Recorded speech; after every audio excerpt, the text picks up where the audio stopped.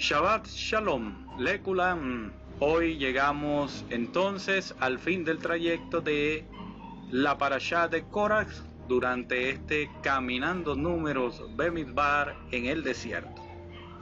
¿De dónde venimos? En esta parashá pudimos observar y leer y comentar que Korach se rebela contra la autoridad de Dios, se rebela contra la autoridad delegada, que en este caso son Moshe y Aarón. Se rebela contra la autoridad delegada de Dios en el aspecto organizativo, en el aspecto de dirección, y se rebela también con la autoridad del servicio a Dios, atribuyéndose, o el argumento es que todos los de la comunidad eran santos o podían ser sacerdotes y podían ministrar independientemente de la posición o condición que tuvieran, o en este caso pasando por alto todo lo que el Eterno había ordenado desde que inicia este Sefer, como lo vimos en Bemidbar, en la parashá Bemidbar de este mismo libro Bemidbar en el desierto. Entonces Coré, bajo este argumento, también logra arrastrar a otros despojados, como es el caso de los 250 líderes que según otros comentarios indican que eran primogénitos. Siendo así, ya sabemos que los primogénitos fueron despojados o desechados o apartados, quitados del servicio, y en su lugar fueron tomados los levitas. Y eso sucedió mucho tiempo atrás, un año atrás, cuando fue la rebelión con el becerro de oro, en cual los primogénitos participaron, y ahí fue donde el Eterno decidió que los primogénitos que después iban a ser escogidos para servirle al Eterno fueran de alguna manera desechados, desautorizados, y en su lugar los levitas. Sin embargo, a pesar de todo eso y esas indicaciones, más por los deseos de hacer las cosas que de sujetarse y tener obediencia, se fueron a ofrecer el incienso, y toda la comitiva que se alzó, que se rebeló, tuvieron la misma muerte que Nadab y Abijú. En el caso de Korach, su familia, más Datán y Abirán, y todas sus pertenencias fueron tragados por la tierra. Y ciertamente también salió aquel fuego que quemó a los 250 que querían ofrecer el incienso de una manera desautorizada.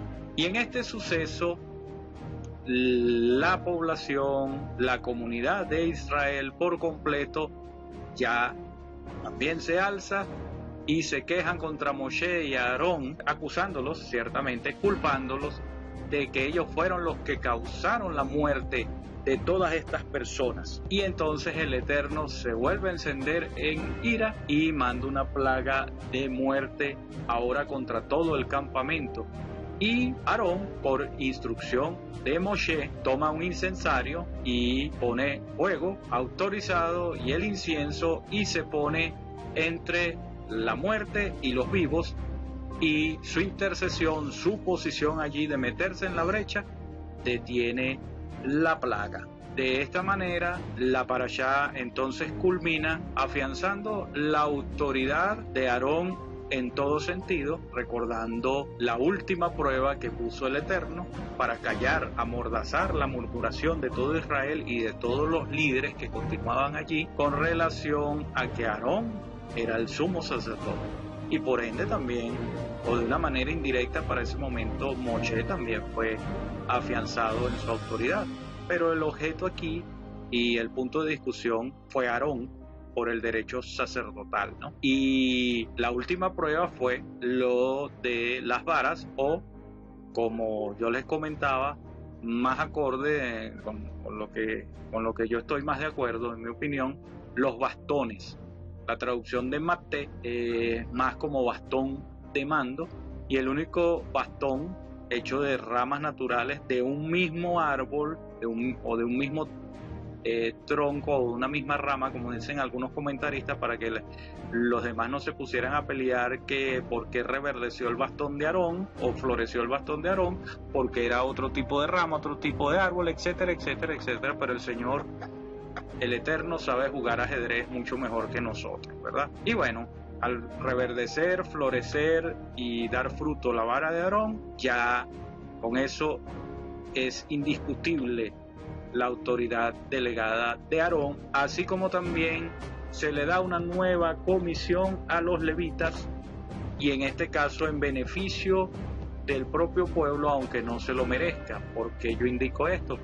Porque los levitas se le da la comisión del Mishmeret, o sea, de hacer una guardia militar, la policía del tabernáculo, para que nadie extraño se acercara a ofrecer fuego, a ofrecer incienso o a servir, si no era de la familia o del clan levítico, y que cada quien tenía, aún dentro del clan levítico, hacer sus funciones, y entre los mismos sacerdotes y levitas, los sacerdotes no podían hacer o no debían hacer el servicio levítico, ni los levitas podrían meterse a hacer el servicio sacerdotal.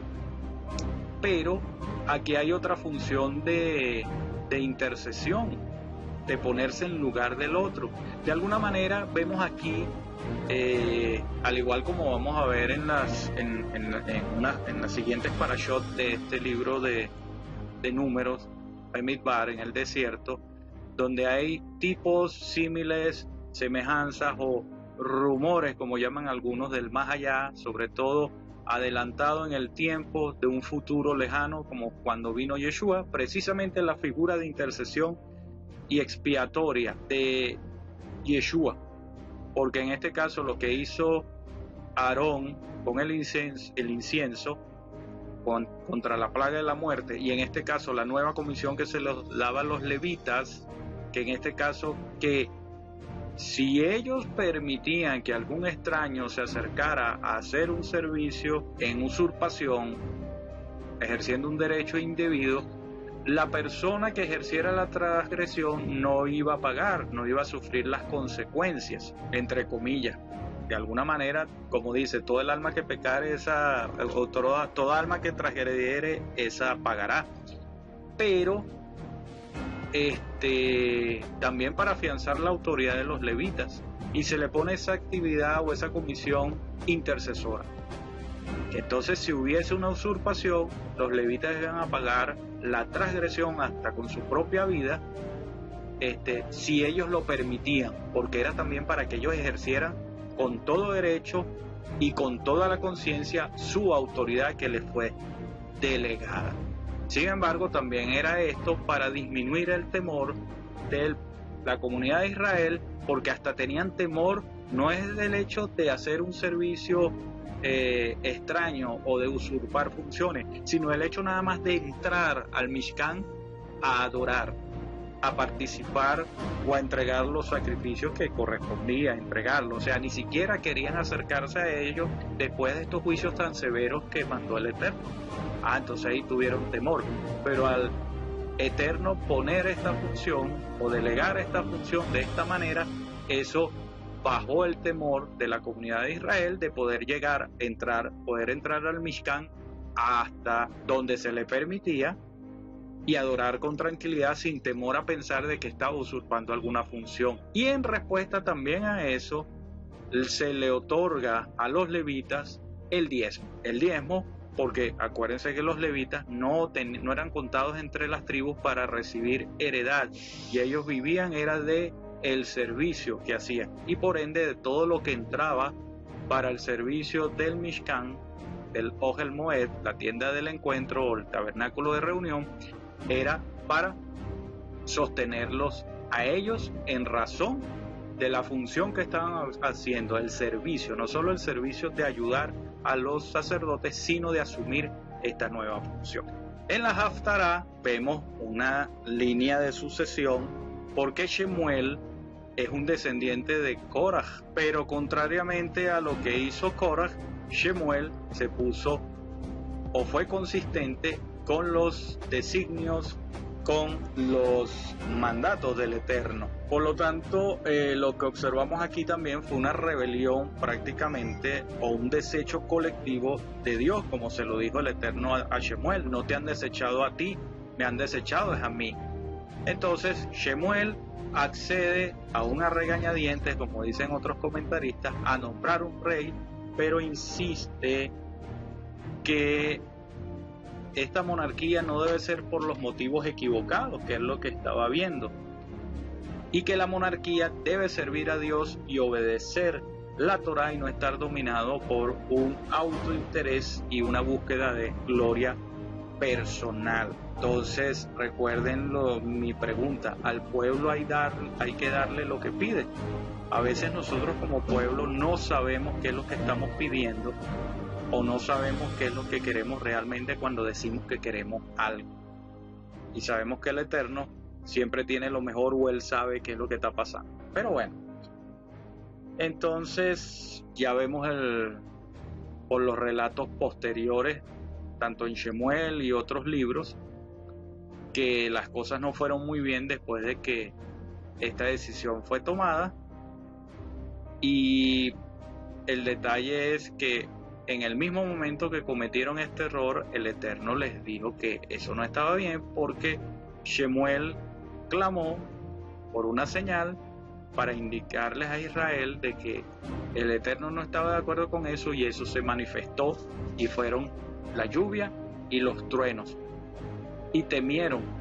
Y ahí fue donde el Eterno y Shemuel les relata lo que dice el Eterno, que el Eterno se ha dignado en que ustedes sean su pueblo, que Israel siga siendo su pueblo, porque Él no lo ha desechado, porque Él no cambia en su naturaleza y Él actúa en base a su naturaleza, que Él es fiel.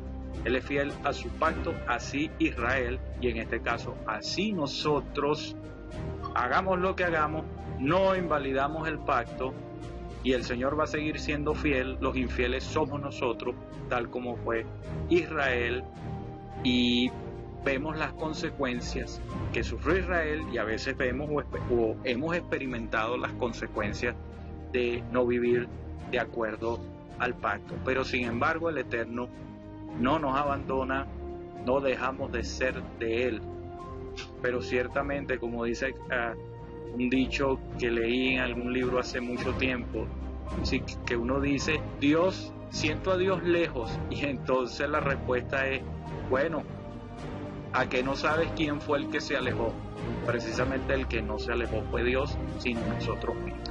Bien, en el Brit Hadashah tenemos entonces en la primera congregación judío mesiánica, luego de Yeshua, donde empieza a transformarse lo que es, digamos, esa transición de que los creyentes y a través de Yeshua pasan a ser un tabernáculo en sí mismo. Y observamos tanto en las Besorot, conocidos como evangelios, que su traducción es buenas noticias de Yeshua, y también en el libro de Maaseh Shelihim, o sea, los hechos de los enviados, donde cómo se comportaba y cómo era la vida con la transformación a través de Yeshua, pero aún manteniéndose en las tradiciones y las formas judías de adoración, de reunión y de las comunidades como tal. Pero allí también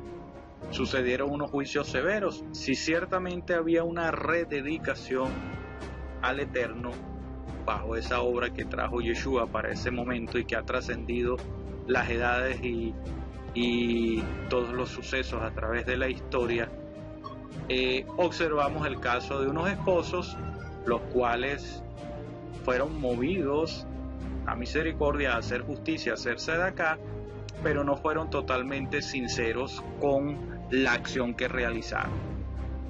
Recordamos que vendieron una propiedad y quisieron quedarse con parte del producto de esa venta, y lo han podido hacer con todo el derecho del mundo y del momento, porque era un producto de la venta de una propiedad de ellos. Pero quisieron dar a entender que le lo habían vendido por un precio y resulta que la vendieron por otro para quedarse con una ganancia, porque ellos se habían comprometido primeramente a donar toda esa cantidad de dinero que implicaba la venta de esa propiedad. ¿Qué puede haber pasado? Bueno, cosas de humanos. Sin embargo, el haber mentido en ese sentido les provocó el juicio de la muerte inmediata y fueron enterrados. Así la congregación, la Quejilá de Jerusalén, también entró en temor al escuchar de eso que pasó, y que a Dios no se le puede engañar, nos engañamos a nosotros mismos. Y que en esta situación, bajo ya el pacto renovado, también la ira del Eterno se encendió cuando se transgrede su santidad, como lo vemos aquí. Entonces, en resumen, la rebelión o rebeliones consolidaron la autoridad sacerdotal.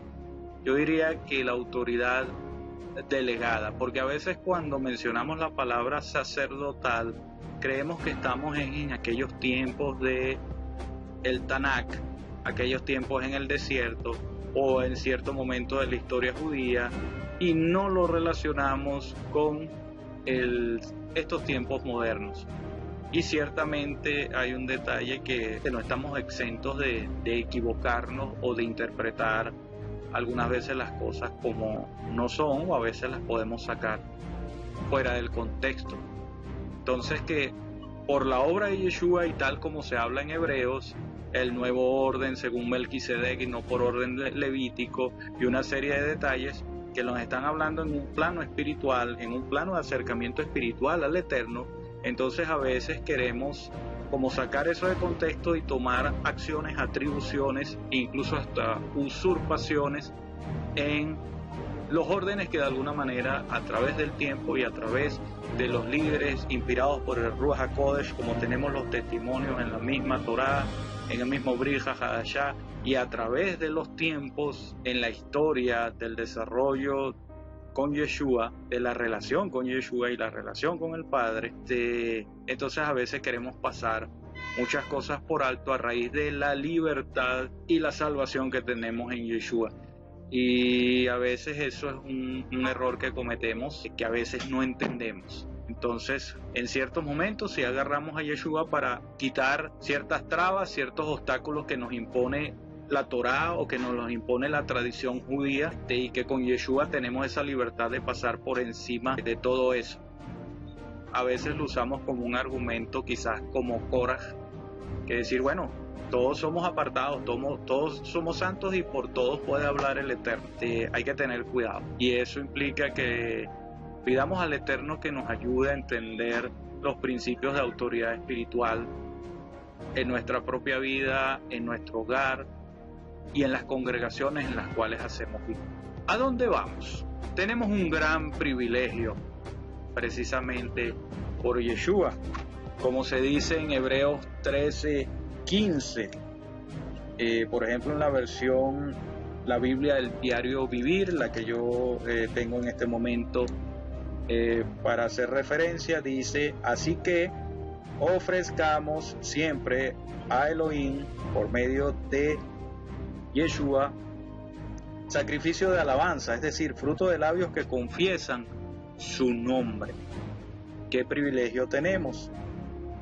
Pero tenemos una gran responsabilidad, porque si continuamos, después del versículo 15 dice: y de hacer bien y de la ayuda mutua no os olvidéis, porque de tales sacrificios se agrada a Adonai.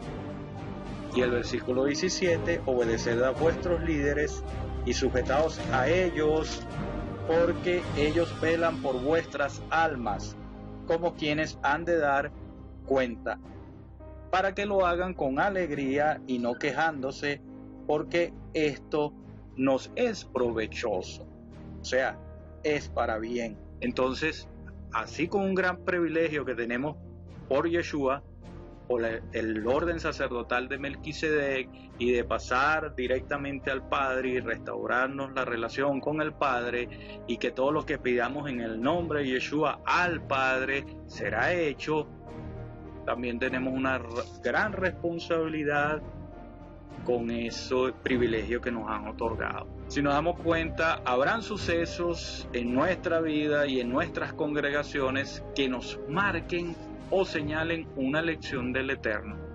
A veces esa lección va a ser agradable, a veces va a ser una lección desagradable, o a veces va a ser una lección a regañadientes. Pero vamos a tener que aprender. Debemos estar siempre conscientes entonces que somos un sacrificio vivo de una congregación que es sacerdotal. Y eso nos lo dice Romanos 12, 1 y 2. Y aprovechando la oportunidad, decimos: así que, hermanos, os ruego por las misericordias de Elohim que presentéis vuestros cuerpos en sacrificio vivo, santo, agradable al Eterno, que es vuestro culto racional.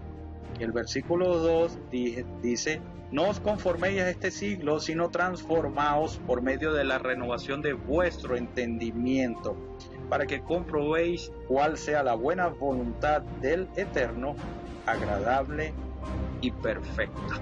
Entonces, a veces queremos hacer las cosas en automático y resulta que debemos hacer las cosas con plena conciencia, no solamente sintiendo, sino conociendo lo que estamos haciendo. A veces queremos ser subconscientes con las cosas y más con las del Eterno. Pero hay otro detalle en esto, que es el versículo número 3 de este mismo capítulo 12 de Romanos, que se nos advierte también. Acordémonos que estas son palabras de Rab Shaul, conocido cristianamente como Pablo. Digo pues, por la gracia que me es dada a cada cual que está entre vosotros, que no tenga más alto concepto de sí que el que debe tener, sino que piense en sí con cordura, conforme a la medida de fe que el Eterno repartió a cada uno. Y seguimos al versículo 4. Porque de la manera que en un cuerpo tenemos muchos miembros, pero no todos los miembros tienen la misma función. A veces hablamos mucho del cuerpo, pero como que no tenemos conciencia del cuerpo. Entonces queremos ser a la vez cabeza y queremos ser manos, queremos ser brazos y a la vez piernas, queremos ser corazón y a la vez estómago, en fin. Y ciertamente a través de los dones, a través de la fe, como dice aquí, que ha sido repartida para cada uno, así como en otra parte del Brit Hadashah, Rab Shaul también indica sobre los dones del Espíritu, los frutos del Espíritu, pero también indica las funciones, servicios o ministerios que realizamos al Eterno, y que para cada uno de esos servicios o ministerios debemos tener dones, o sea, el Espíritu Santo, el Ruach HaKodesh, debe otorgarnos unos dones que son necesarios para ese tipo de ministerio que estamos llamados a hacer o que nos sentimos inclinados a ejercer. Pero también hay unos frutos que debemos desarrollar con la ayuda del Ruach HaKodesh, pero también con el esfuerzo consciente de cada uno de nosotros, para poder en ese conjunto de dones y frutos ejercer un determinado ministerio, porque los ministerios, es mi opinión al respecto, en relación a ello, los ministerios no son unos dones, los ministerios son unos campos de servicio, y para usted ejercer un campo de servicio, para que nosotros podamos ejercer un servicio, debemos estar capacitados. Si usted quiere ser doctor, ahí está el campo de ser doctor, pero usted tiene que pasar una serie de exámenes, una serie de evaluaciones para verificar si usted tiene las capacidades, habilidades y destrezas básicas para poderse meter a estudiar la carrera de doctor de medicina, y luego usted tiene que hacer su esfuerzo para desarrollar ese pequeño talento que usted tiene para después graduarse como médico y ejercer. Si no, no puede ejercer, y con cualquier profesión, incluso con cualquier oficio. Pero a veces queremos en nosotros lanzarnos de una vez con que solamente con los dones del Espíritu es más que suficiente para ejercer una función para el Eterno. Creo que el asunto es mucho más serio de lo que a veces cree. No seamos entonces como Korah, tomemos la red, oremos e intercedamos. Somos sacerdotes. A veces pareciera que creemos ser sacerdotes es para poder ejercer autoridad o ejercer poder o ejercer influencia. Y resulta que la función sacerdotal es de hombro con hombro, mano con mano, y es de apoyar, de animar, y a veces hay algunos que son más extrovertidos que otros y son más capaces de llevar esa mano y ese hombro directamente al que está necesitado y al que requiere ese apoyo.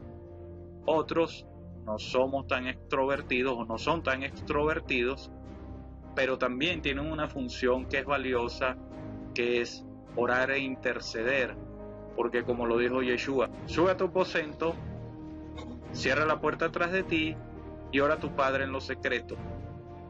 Y tu Padre que está en lo secreto te oirá y te recompensará en público. Creo que es un momento de esta reflexión, de todo este camino que hemos tenido con Korah y de estas últimas reflexiones de este fin de trayecto, de dónde venimos y hacia dónde vamos, que nos tomemos un buen momento para considerar cómo podemos servir mejor y agradar al Eterno, bajo sujeción, amor y aprendizaje, o sea, bajo autoridad espiritual. Oh Eterno, ayúdanos y abre nuestro entendimiento, así como nuestro corazón, nuestros sentimientos, emociones y pensamientos, para que entendamos y comprendamos bajo la gracia abundante que tú nos has otorgado a través de Yeshua, de poder llegar a ti directamente, sin ningún otro tipo de sacrificio de sangre y sin algún otro tipo de ritual o requisito. Te pedimos que nos ayudes en estos momentos que vivimos, en este momento sociohistórico, político, económico que vivimos a nivel mundial, y que de alguna manera en cada nación se vive de una manera distinta, con alguna que otra variable, con alguno que otro cambio, pero el eje transversal y el motivo es el mismo. Necesitamos de tu sabiduría y de tu discernimiento para no quedar desapercibidos y entender qué es lo que está pasando. Entender que la información que vemos, que escuchamos, que leemos, es con motivo de que reaccionemos, pero tú no nos llamas a reaccionar en relación a la información, sino tú nos llamas a que juzguemos, discernamos, que comprendamos qué es lo que está pasando detrás de cada suceso, detrás de cada hecho, y en base a eso es que podemos actuar y poderte servir mejor. Ayúdanos entonces a estar en sujeción a ti y tener claro lo de las autoridades. A veces le damos más preeminencia a una autoridad secular, que ciertamente está establecida por orden natural, pero menospreciamos a las autoridades de las congregaciones, o viceversa. Nos sujetamos solo en nuestras congregaciones, pero somos un desastre, por decirlo así, ante lo que es la sociedad. Y tú nos llamas a ser íntegros y dar testimonio en ambas. Beshem Yeshua HaMashiach, ayúdanos. Amén. Entonces usemos nuestra autoridad para poder quemar incienso al Eterno. La oración, la intercesión, por muy poca o por mucha que podamos hacer en este momento, es importante precisamente por estos sucesos que estamos atravesando. Bien, a ver, ¿leyeron la parashá? Vamos a hacer unas preguntas y por supuesto para que repasen en su mente o vuelvan a repasar la Torá, a ver qué pasó. ¿Quién era Nachshon? ¿Era el Nasi? ¿Era el líder de Bet Kehat? ¿Era el Nasi o la cabeza o el líder de Shevet Yehudá, o sea, de la tribu de Yehudá? ¿O era un Leví? ¿Qué era Korah? No quién era, sino qué era. ¿Era inteligente? ¿Era necio? ¿O era un apícoros?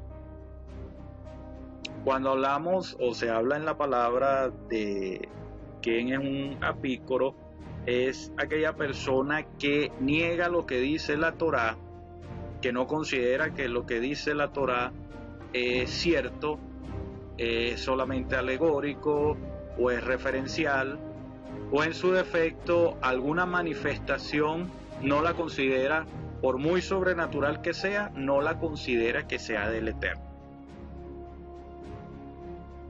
3. ¿Por qué Datán y Abirán se unieron a Korah? Es que Korah era persuasivo. No, esto es un comentario adicional. Ellos querían hacer la bodá en el Mishkan, querían adorar en el Mishkan. Ellos odiaban a Moshe, o ellos estaban celosos de Elitzafán. Acuérdense que Elitzafán era el primogénito de Uziel, que era el hijo menor de Kehat, y por ende era el líder del clan de Kehat. Sigamos entonces. ¿Qué le sucedió a On? Él fue quemado. Él fue tragado por la tierra. Ni lo uno ni lo otro. De verdad, como que no sabemos qué fue que pasó con On, porque no se nombra desde el primer alzamiento de Korah. 5. ¿Qué le sucedió a Korah? Él fue quemado.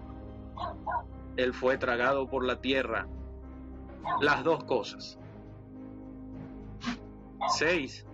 ¿Qué sucedió con los incensarios de los 250 seguidores de Korah? Se utilizaron como cubierta de oro del Mizbeach, o sea, del altar externo de los sacrificios. 2. Se utilizaron como cubierta de cobre del Mizbeach, o sea, del altar de incienso que estaba en el lugar santo. O fueron enterrados esos incensarios. Todavía hay más preguntas. 7. ¿Por qué Hashem envió una plaga a Bené Israel? Una plaga de muerte. Porque escucharon a Korah. Porque se reunieron junto con Korah a la entrada del Mishkan. O porque se quejaron que Moshe y Aarón causaron la muerte de 250 judíos. Pregunta 8. ¿Qué fruto brotó en la vara florecida o en el bastón florecido? Higos, almendras, granadas.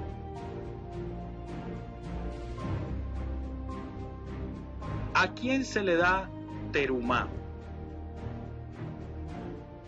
Recordemos que terumá es el diezmo principal, el diezmo, digamos, completo. Al Cohen, al levita, a la gente pobre. 10. ¿A quién se le da el maaser rishon, que es el primer diezmo, después de apartado la terumá? Al Cohen, al leví, a la gente pobre. Y creo que no hay más preguntas, o fue más que suficiente este pequeño quiz o examen final. Bien, entonces el día de hoy, el día de Shabbat, hemos culminado este recorrido por la parashá de Korah, y Shabbat Shalom, Ad Pa'an Haba Nitrae. Hasta la próxima. Nos volveremos a ver en otro trayecto. Bendiciones y nos vemos pronto.